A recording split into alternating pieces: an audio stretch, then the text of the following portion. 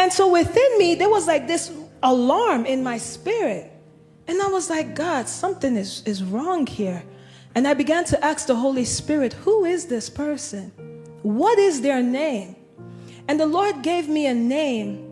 And while he's standing there looking at me, the spiritual and natural is very interesting, because I went on my phone and I went on Google and I put the name in Google, and the name translated to Lucifer.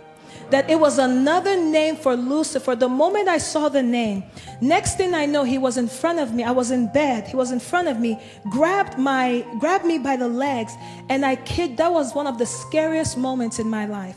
It literally felt like my soul was leaving me through my feet. And I began to call on Jesus. I said, Lord, whatever I have done in my ignorance, whatever door I have opened, Lord, you need to save me in this moment.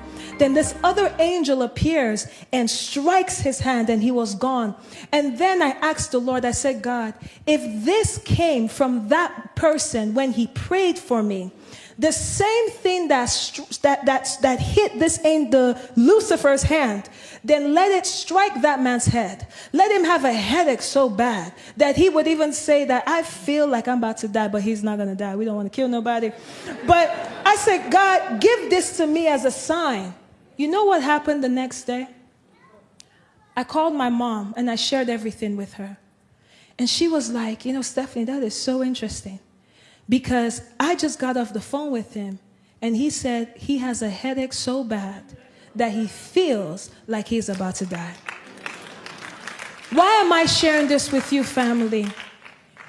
In our culture today, you have to be vigilant. You have to open up your eyes. Don't just give in to anything that appeases where you're in.